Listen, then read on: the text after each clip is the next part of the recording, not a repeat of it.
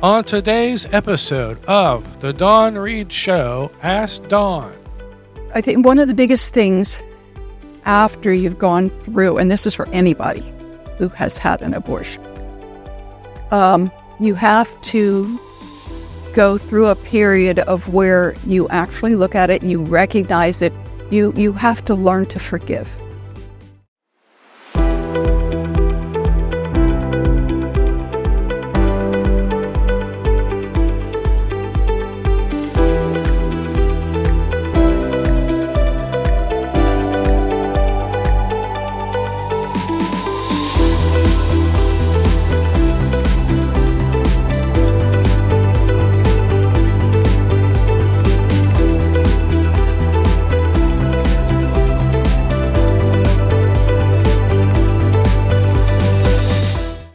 Hello, my name is Alice Garcia, and I'm sitting in today for Dawn Reed, our normal host.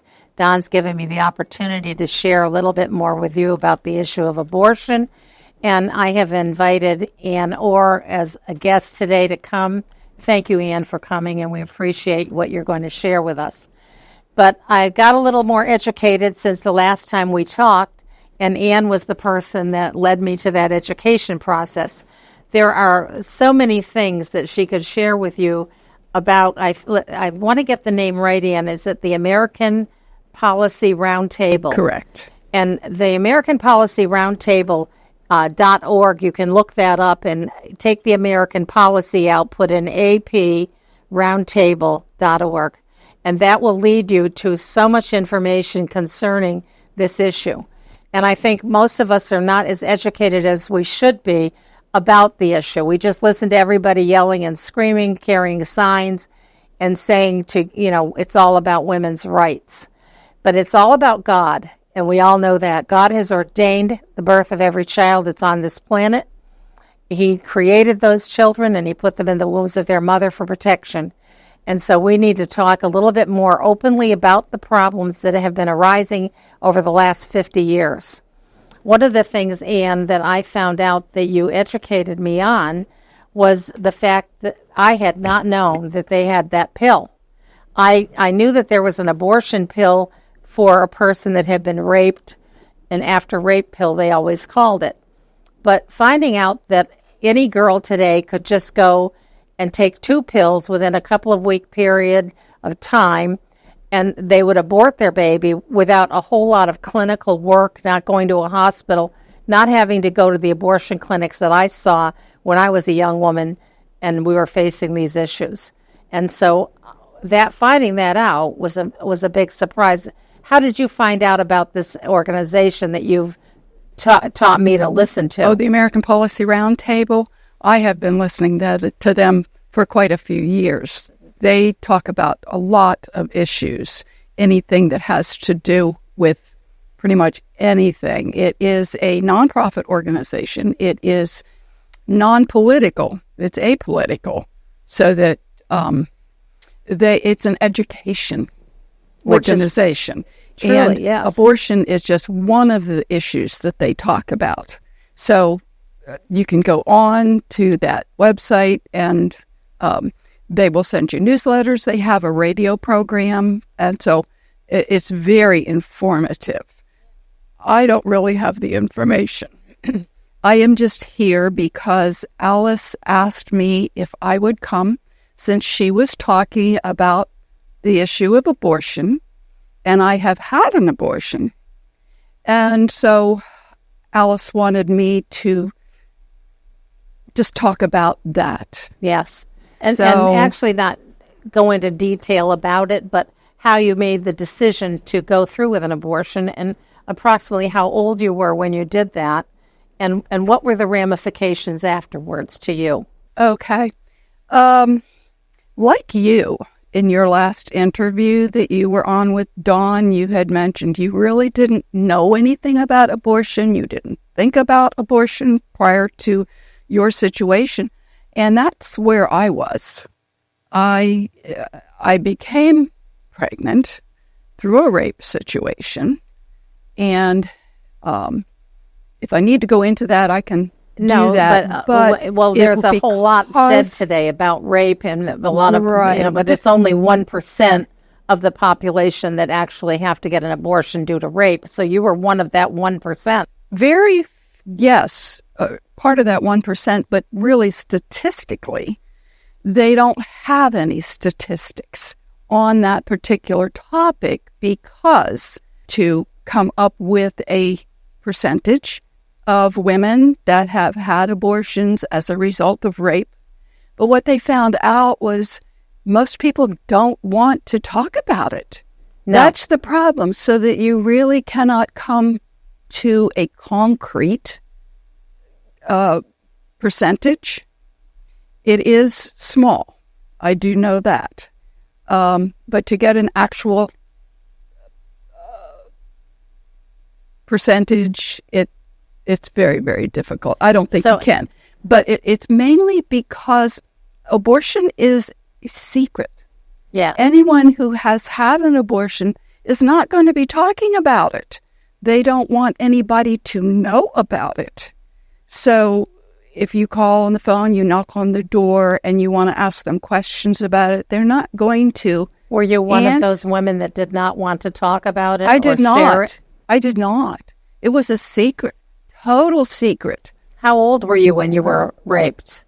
Can't tell you exactly how old I was. I was in my young 20s. Okay. But I can't tell you exactly. Was this a part of a date rape or It college? It was interesting. It was actually my boss that I worked for. Wow. And he and his brother they evidently had talked about this, and it was a setup thing. And so I'm not going to go into a lot of detail about that, but because it was a setup, I was caught in a situation where I couldn't do anything about it at that point. Yeah. Did both men rape you? No. Oh, just the one Just boss. the one. The brother kind of helped him set me up with him. Okay. Was more the situation. And so, no, after that, you don't want anyone to know. It's extremely shameful. You are embarrassed. How could I have been so gullible, so naive to have allowed myself to get in this situation? And most of the time, and of course, this was in 1968, quite a while ago.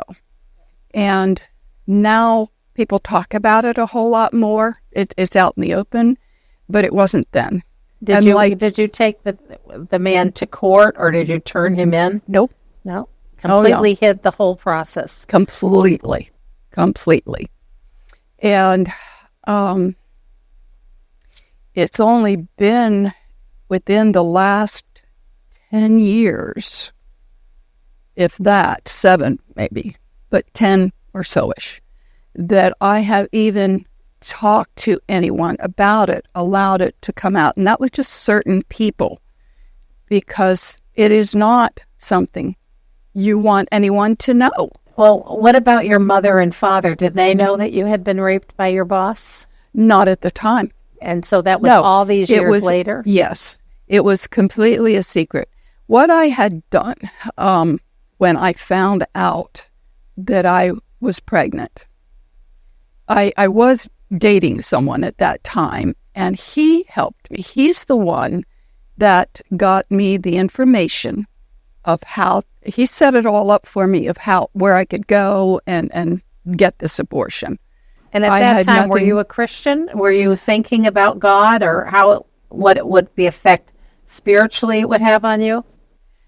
I was not what I know now to be a Christian. Yeah. I was not a born-again Christian. I believed in God. My parents took me to church on Sundays, and so I believed that there was a God, but I had no relationship with him. So this man that was your boyfriend, then he's the one who took you to get the abortion. He didn't take me. No, he got the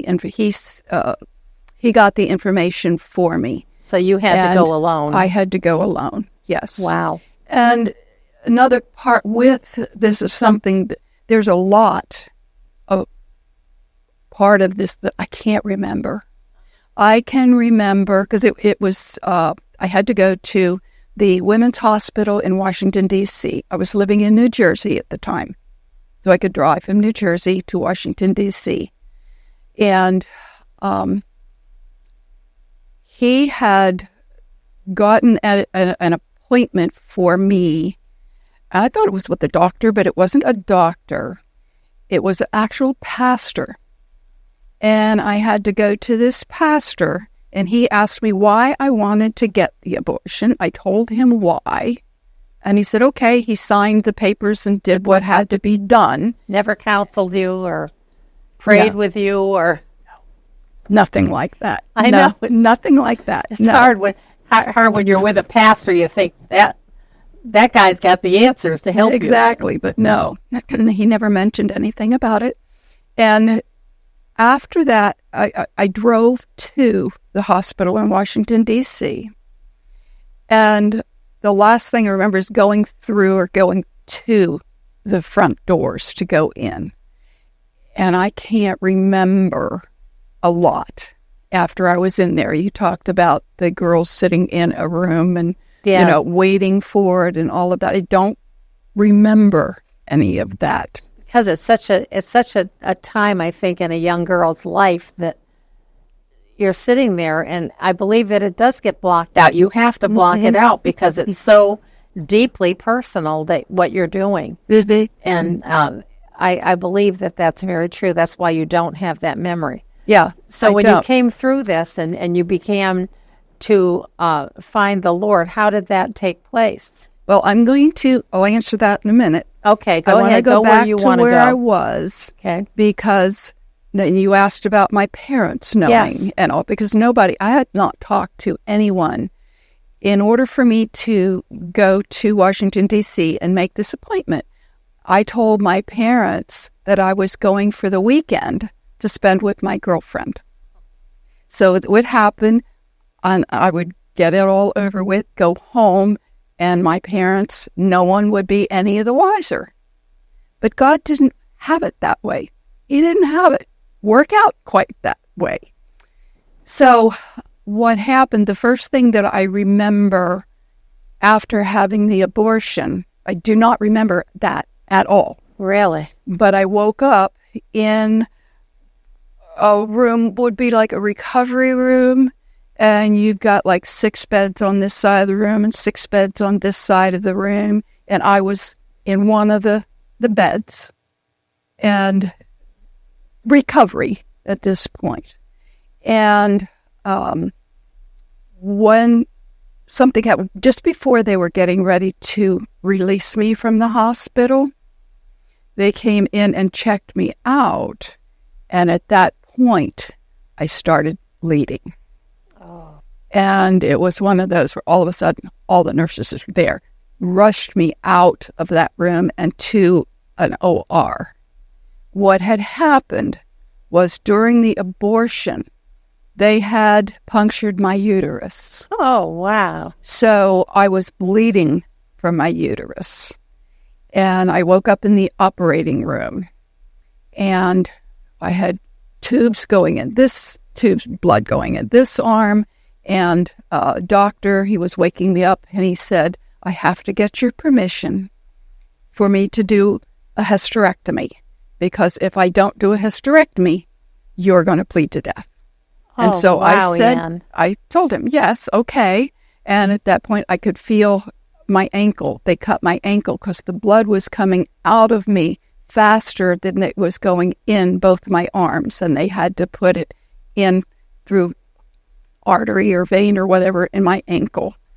And so that is what I remember. And then I went to sleep and then woke up from that in the recovery room. But at that point, I couldn't just leave the hospital and drive back home again. I had to call my parents and tell them. So that's how they found out. And I was in the hospital for a couple of days and then released, and I drove back home again. Did your parents come in to see you at the hospital? No, it wasn't that far, and I was only going to be a day or two. And so, no. And were you married at that? You weren't married at that point. My husband had left me. Okay, so at you that already had a point. child? I had 2 children. Okay. And that's the other thing. Side effects, Planned Parenthood, and the whole the pro-abortion industry keeps everything quiet. It's all a lot of lies. I believed a lot of lies. They tell you a lot of lies. These girls that you were talking about in your interview with Dawn, there's no truth. And well, for instance, what would be a lie that you would tell a young girl that it's not going to bother her? It's not a big deal. It's a blob of tissue. It's nothing. It's not a baby or anything. And you just go in. Here, we do this procedure. You go out. You go home. And they don't tell you the side effects. I had a side effect. At that point, I could not have any more children. Oh. So those are the kinds of things they don't tell you. They tell you. So it's just a lot of lies. That's all there is to it. And how so you were already divorced at that point. I wasn't divorced at that point. My husband had so left that me. Could be part My of why the youngest child at that point was under a year old. Okay. I had a daughter that was 3, and I had a daughter that was under a year old when this happened. My ex-husband had left me when my youngest child was just a few months old. So I was in a vulnerable situation. I moved back home with my parents. Yes. Because I needed their help to help me take care of my children. It was many years later when I actually came to know the Lord. When looking back over my life, I can see so many places where He has protected me. He's always been in my life, but I did not understand it. I did not know who He was. The Holy Spirit and the Father, the Son, and all of that. I mean, I did not understand it. So when you went through this abortion, you didn't have a pastor, you didn't have any kind of a husband or support after this rape. Did you have rape counseling or none of that? So, well, in the 1960s when I was in the 60s, I was a 60s girl too. Me too. And they really didn't pay any attention to us at all as women. They kind of just said, well, too bad. That's about it. Yeah, too bad, so sad. Yeah.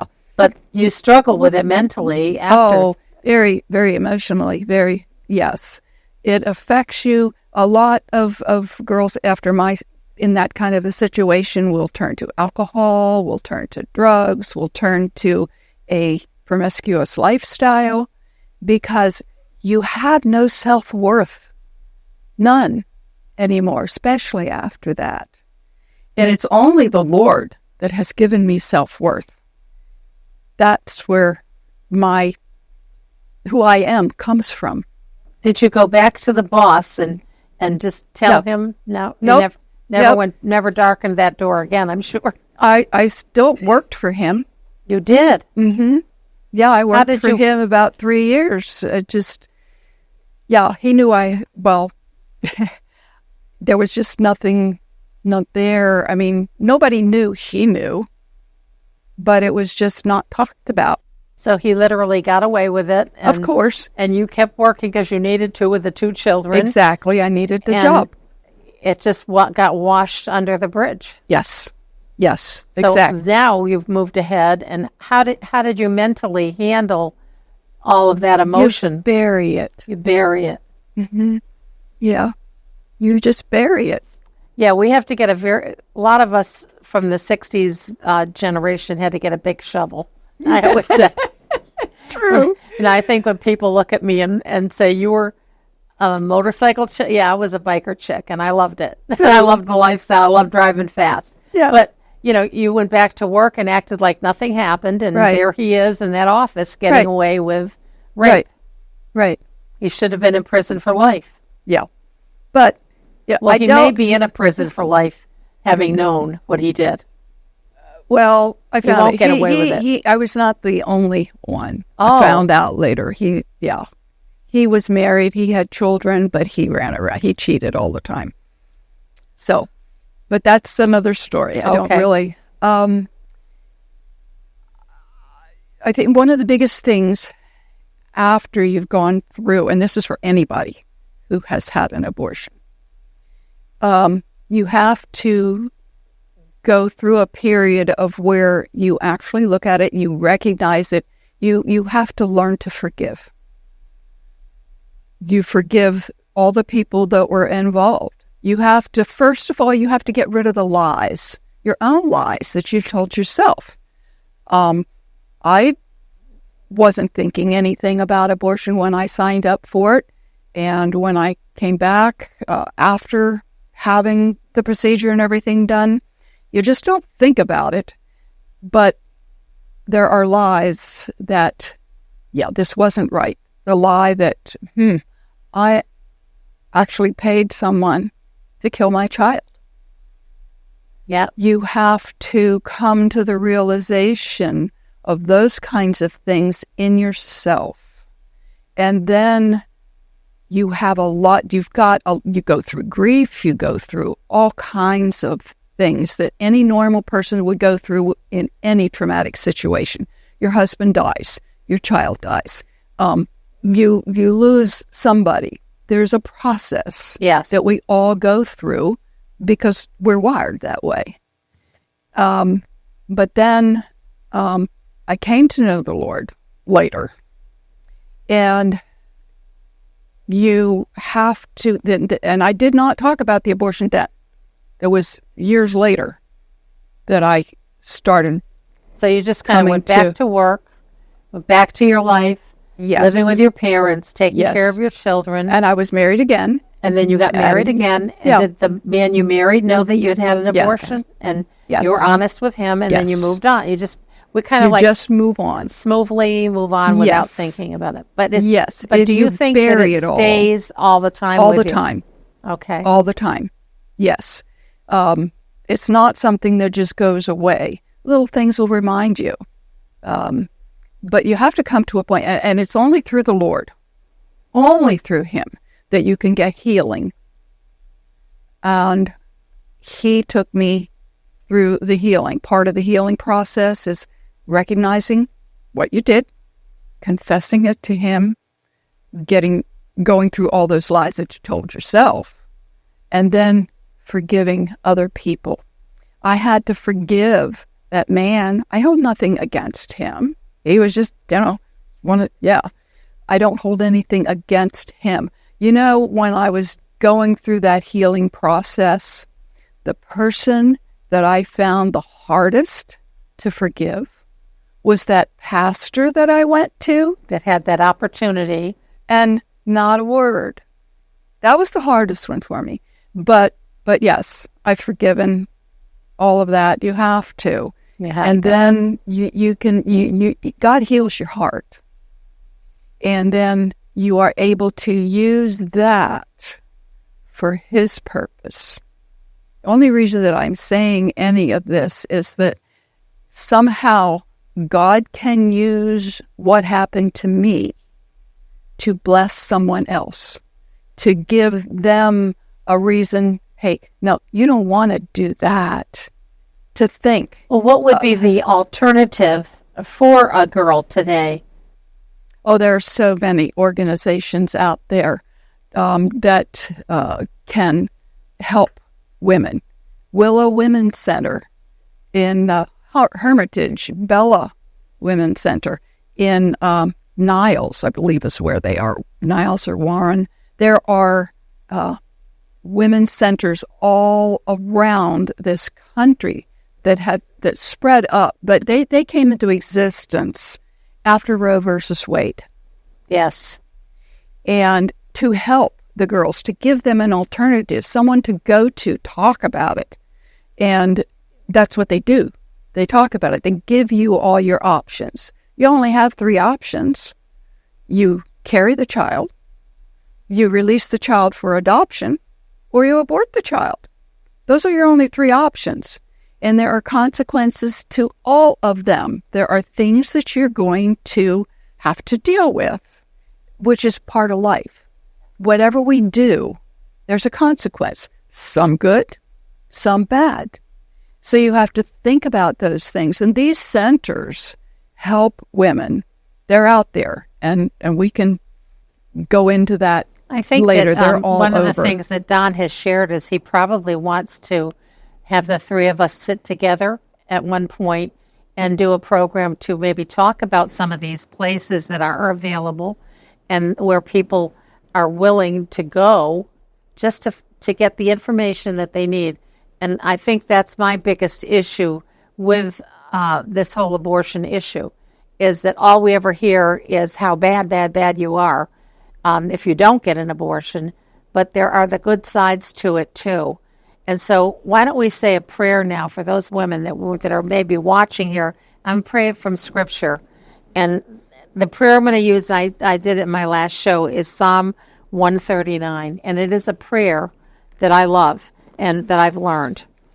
And it starts in verse 13.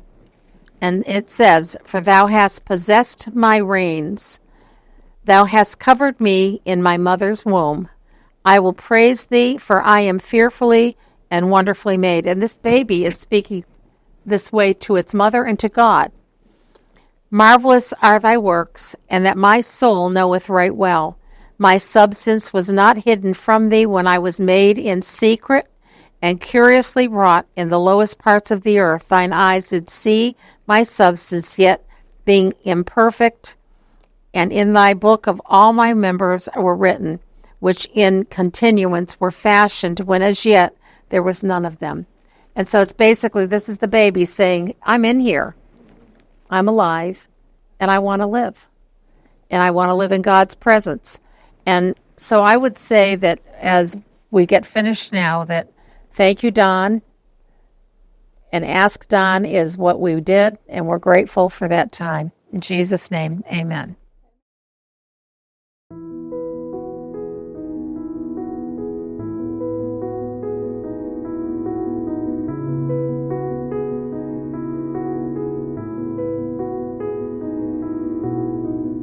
Thank you for watching the Dawn Reed Show. We appreciate your time with us today. If you would like to contact us today, please call us at 724-699-2945. You can partner with us today on our website at thedawnreedshow.org. For a gift of any amount today, you will receive the Dawn Reed story, A Life on the Edge of Eternity, and his book, The New Dawn.